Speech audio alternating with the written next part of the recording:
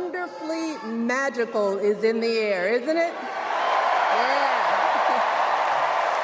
You know, we're feeling it here in this arena, but it's spreading all across this country we love. A familiar feeling that's been buried too deep for far too long. You know what I'm talking about. It's the contagious power of hope. The anticipation, the energy, the exhilaration of once again being on the cusp of a brighter day. The chance to vanquish the demons of fear, division, and hate that have consumed us and continue pursuing the unfinished promise of this great nation, the dream that our parents and grandparents fought and died and sacrificed for. America, hope is making a comeback.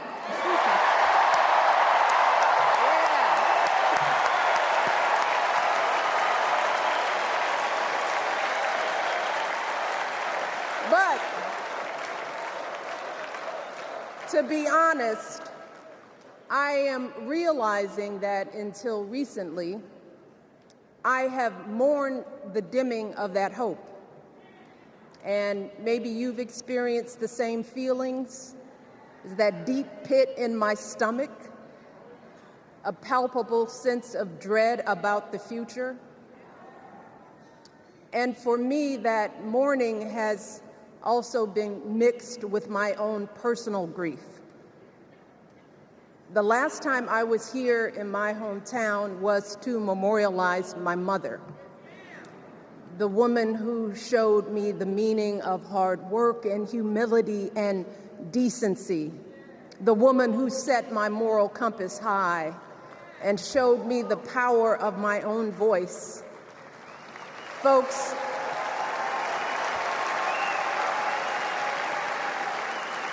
I still feel her loss so profoundly.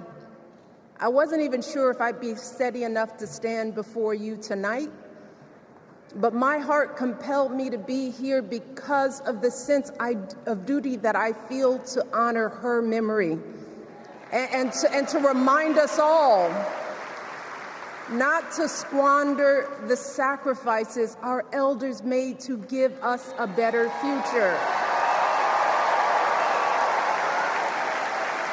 You see, my mom, in her steady, quiet way, lived out that striving sense of hope every single day of her life. She believed that all children, all people have value, that anyone can succeed if given the opportunity. She and my father didn't aspire to be wealthy. In fact, they were suspicious of folks who took more than they needed. They understood that it wasn't enough for their kids to thrive if everyone else around us was drowning. So my mother volunteered at the local school. She always looked out for the other kids on the block. She was glad to do the thankless, unglamorous work that for generations has strengthened the fabric of this nation. The belief that if you do unto others, if you love thy neighbor, if you work and scrape and sacrifice, it will pay off. If not for you, then maybe for your children or your grandchildren.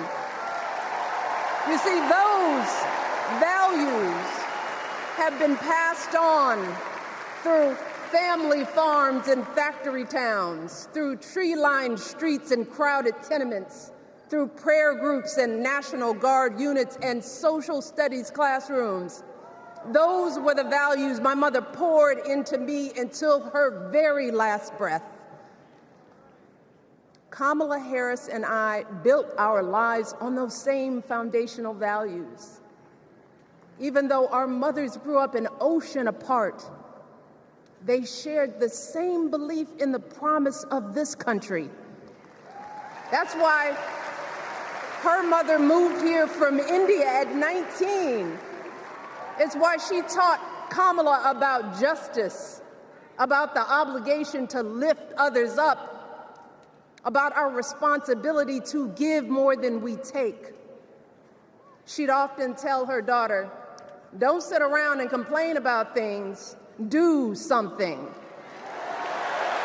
So, with that voice in her head, Kamala went out and she worked hard in school, graduating from an HBCU, earning her law degree at a state school. And then she went on to work for the people, fighting to hold lawbreakers accountable, strengthening the rule of law, fighting to get folks better wages, cheaper prescription drugs, a good education, decent health care, child care, elder care. From a middle-class household, Kamala worked her way up to become Vice President of the United States of America. My girl, Kamala Harris, is more than ready for this moment. She is one of the most qualified people ever to seek the office of the presidency. And she is one of the most dignified. A tribute to her mother, to my mother, and to your mother too. The embodiment of the stories we tell ourselves about this country. Her story is your story. It's my story. It's the story of the vast majority of Americans trying to build a better life. Look, Kamala knows, like we do, that regardless of where you come from, what you look like, who you love, how you worship, or what's in your bank account, we all deserve the opportunity to build a decent life. All of our contributions deserve to be accepted and valued. Because no one has a monopoly on what it means to be an American. No one.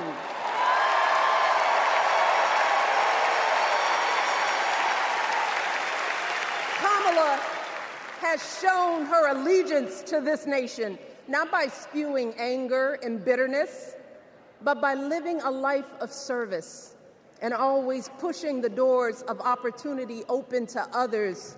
She understands that most of us will never be afforded the grace of failing forward. We will never benefit from the affirmative action of generational wealth.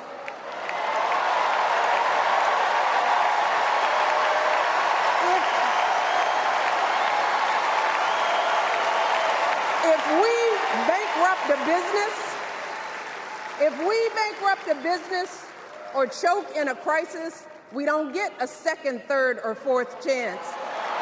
If things don't go our way, we don't have the luxury of whining or cheating others to get further ahead. No.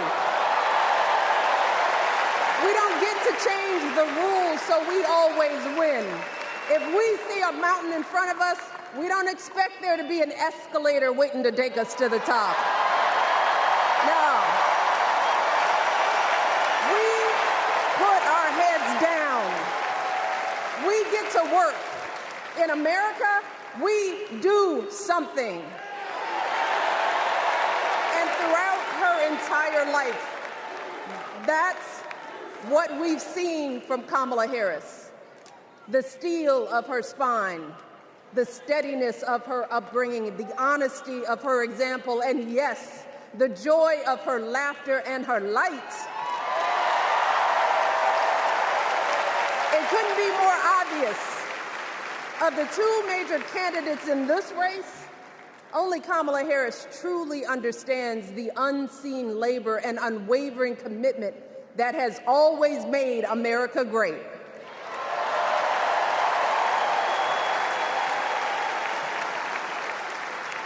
Now, unfortunately, we know what comes next. We know folks are going to do everything they can to distort her truth. My husband and I sadly know a little something about this. For years, Donald Trump did everything in his power to try to make people fear us. See, his limited, narrow view of the world made him feel threatened by the existence of two hard-working, highly educated, successful people who happen to be black.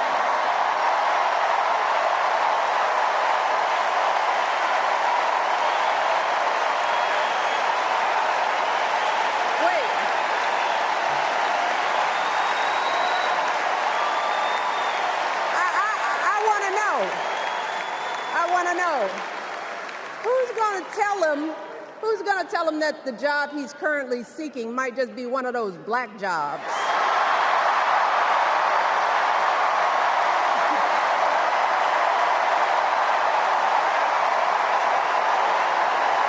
Look, it's his same old con. His same old con. Doubling down on ugly, misogynistic, racist lies as a substitute for real ideas and solutions that will actually make people's lives better. Look, because cutting our health care, taking away our freedom to control our bodies, the freedom to become a mother through IVF like I did, those things are not going to improve the health outcomes of our wives, mothers, and daughters. Shutting down the Department of Education, banning our books, none of that will prepare our kids for the future. Demonizing our children for being who they are and loving who they love, look, that doesn't make anybody's life better.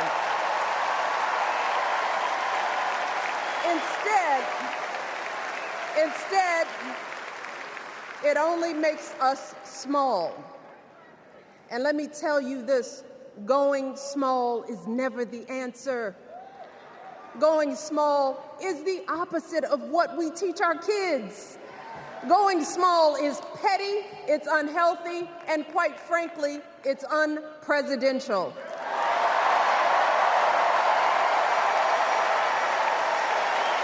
So, why would any of us accept this from anyone seeking our highest office? Why would we normalize that type of backward leadership?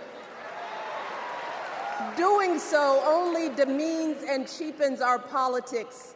It only serves to further discourage good, big-hearted people from wanting to get involved at all. America, our parents taught us better than that, and we deserve so much better than that.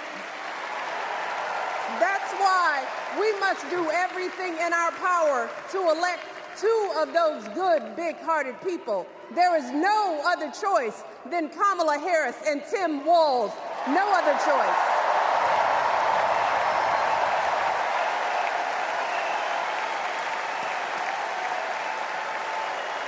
But as we embrace this renewed sense of hope, let us not forget the despair we have felt. Let us not forget what we are up against. Yes, Kamala and Tim are doing great now. We're loving it. They're packing arenas across the country. Folks are energized. We are feeling good. But remember, there are still so many people who are desperate for a different outcome, who are ready to question and criticize every move Kamala makes, who are eager to spread those lies, who don't want to vote for a woman, who will continue to prioritize building their wealth over ensuring that everyone has enough.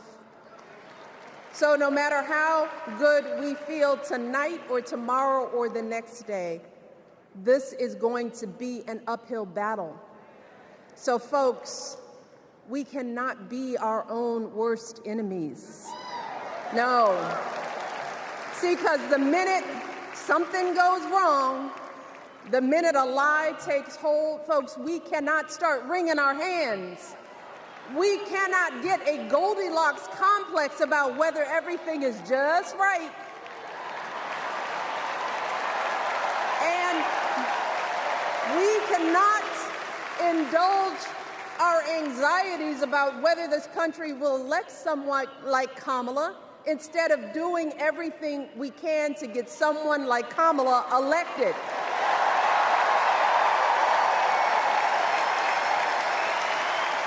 Kamala and Tim, they have lived amazing lives, and I am confident that they will lead with compassion, inclusion, and grace. But they are still only human. They are not perfect. And like all of us, they will make mistakes. But luckily, y'all, this is not just on them. No, this is up to us, all of us, to be the solution that we seek. It's up to all of us to be the antidote to the darkness and division. Look, I don't care how you identify politically, whether you're Democrat, Republican, Independent, or none of the above. This is our time to stand up for what we know in our hearts is right.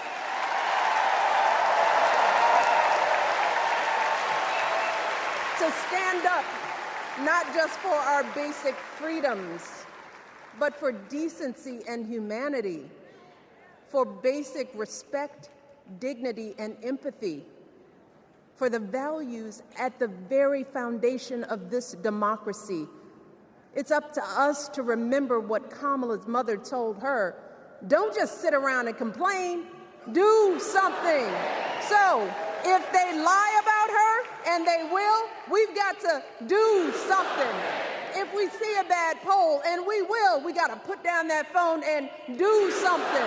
If we start feeling tired, if we start feeling that dread creeping back in, we got to pick ourselves up, throw water on our face, and what? We only have 2.5 months, y'all, to get this done. Only 11 weeks to make sure every single person we know is registered and has a voting plan. So we cannot afford for anyone America to sit on their hands and wait to be called. Don't complain if no one from the campaign has specifically reached out to you to ask you for your support. There is simply no time for that kind of foolishness. You know what you need to do. So, consider this to be your official ask. Michelle Obama is asking you, no, I'm telling y'all to do something.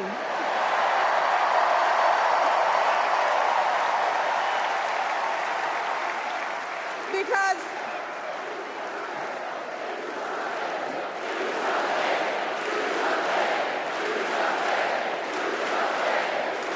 you all, this election is going to be close. In some states, just a handful, listen to me, a handful of votes in every precinct could decide the winner. So we need to vote in numbers that erase any doubt. We need to overwhelm any effort to suppress us. Our fate is in our hands. In 77 days, we have the power to turn our country away from the fear, division, and smallness of the past. We have the power to marry our hope with our action. We have the power to pay forward the love, sweat, and sacrifice of our mothers and fathers and all those who came before us. We did it before, y'all, and we sure can do it again. Let us work like our lives depend on it. And let us keep moving our country forward and go higher, yes, always higher than we've ever gone before as we elect the next President and Vice President of the United States, Kamala Harris and Tim Walz. Thank you all. God bless.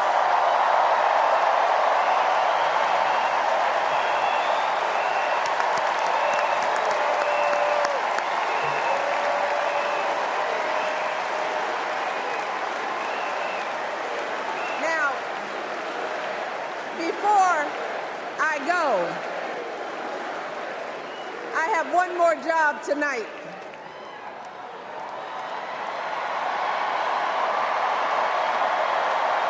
Yeah, one more job. You all, thank you for all the love, but it is now my honor to introduce somebody who knows a whole lot about hope. Someone who has spent his life strengthening our democracy, and let me tell you, as someone who lives with him, he wakes up every day, and thinks about what's best for this country. Please welcome America's 44th president and the love of my life, Barack Obama.